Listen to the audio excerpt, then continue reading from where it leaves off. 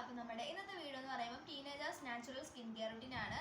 അപ്പം ഞാൻ ഇതിന് മുന്നേ ഒരു സ്കിൻ കെയർ റൂട്ടീൻ വീഡിയോ ചെയ്തിട്ടുണ്ട്. അപ്പോൾ അതിൽ ഞാൻ ഉപയോഗിച്ചിട്ടുള്ള പ്രോഡക്റ്റ്സ് എല്ലാം പുറത്തുനിന്ന് ഷോപ്പിൽ നിന്ന് വാങ്ങിയിട്ടുള്ളതാണ്.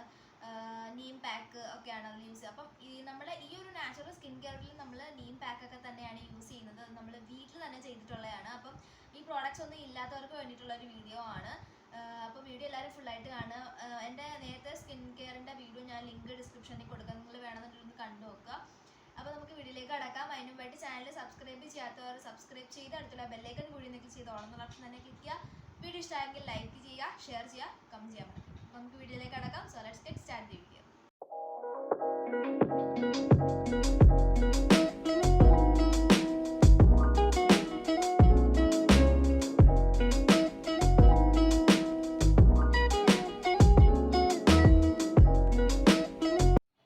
നമ്മുടെ ഫസ്റ്റ് സ്റ്റെപ്പ് എന്ന് പറയുമ്പോൾ ക്ലെൻസിങ് ആണ്. ക്ലെൻസിങ്ങിന് വേണ്ടിയിട്ട് ഞാൻ ഇവിടെ എടുത്തിട്ടുള്ളത് തൈരാണ് കേട്ടോ. തൈര് നമ്മുടെ മുഖത്തിന് വളരെ നല്ലതാണ്, നന്നായിട്ട് തന്നെ ക്ലീൻ ചെയ്യും നമ്മുടെ മുഖം. അപ്പോൾ നമുക്കിത് വെച്ചിട്ട് നമ്മുടെ മുഖം ഒന്ന് ക്ലെൻസ് ചെയ്യാം.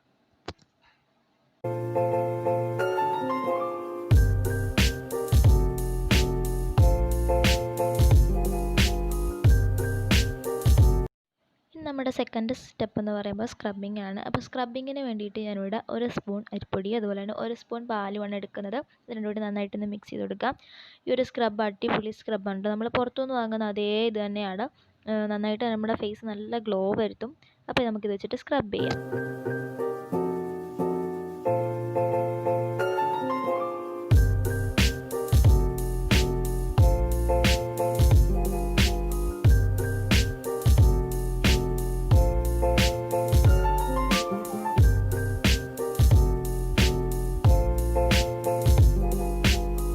നെക്സ്റ്റ് സ്റ്റെപ്പ് എന്ന് പറയുമ്പോൾ പാക്കാണ്. അപ്പോൾ പാക്കിന് വേണ്ടിയിട്ട് ഞാനിവിടെ എടുക്കുന്നത് വേപ്പിലയാണ്. വേപ്പില നന്നായിട്ടൊന്ന് കഴുകിയെടുത്തതിന് ശേഷം അതിൻ്റെ ഇല മാത്രം നമുക്കൊരു ജാറിലേക്ക് ഇട്ട് കൊടുക്കാം.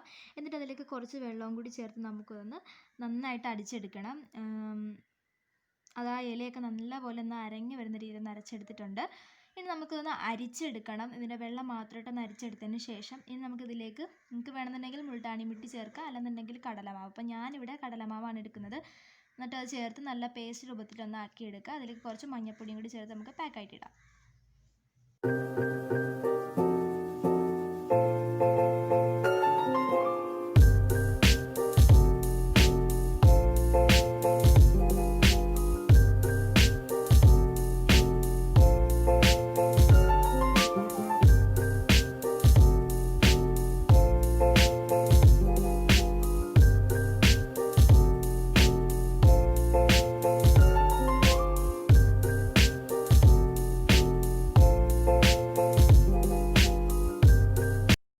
ഇനി നമ്മുടെ നെക്സ്റ്റ് സ്റ്റെപ്പ് എന്ന് പറയുമ്പോൾ ടോണറാണ്. അപ്പോൾ ടോണറിന് വേണ്ടിയിട്ട് ഞാൻ ഇവിടെ വേപ്പിലാണ് എടുത്തിട്ടുള്ളത്. വേപ്പില നന്നായിട്ടൊന്ന് കഴുകിയതിന് ശേഷം എത്രത്തോളമാണോ നിങ്ങൾക്ക് ഇത് നമുക്ക് ഒരാഴ്ചയോളം വെക്കാം. അപ്പോൾ അതനുസരിച്ച് എത്രയാണോ വെള്ളം ഒഴിക്കുന്നത് അതിലേക്ക് നമ്മുടെ ഈ ഒരു വേപ്പിലയിട്ട് നന്നായിട്ട് തിളപ്പിച്ചെടുക്കുക. അതാണ് നമ്മുടെ ടോണർ എന്ന് പറയുന്നത്.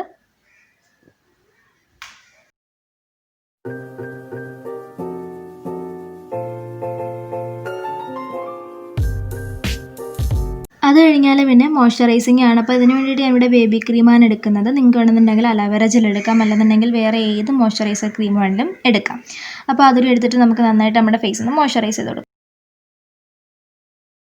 അത് കഴിഞ്ഞാൽ പിന്നെ ഞാൻ ലിപ് ബാമാണ് ഇടുന്നത്. ഇത് നിർബന്ധമില്ല, നിങ്ങൾക്ക് നിങ്ങളുടെ കയ്യിൽ ഉണ്ടെന്നുണ്ടെങ്കിൽ ഇട്ടാൽ മതി. ഇപ്പോൾ നിങ്ങളുടെ കയ്യിൽ ലിപ് ബാം ഇല്ല എന്നുണ്ടെങ്കിൽ നിങ്ങൾക്ക് നെയ്യോ എണ്ണയോ എന്തെങ്കിലും ചുണ്ടിൽ തേച്ച് കൊടുത്താൽ മതി. അത് നിങ്ങൾ വേണമെന്നുണ്ടെങ്കിൽ ചെയ്താൽ മതി കേട്ടോ.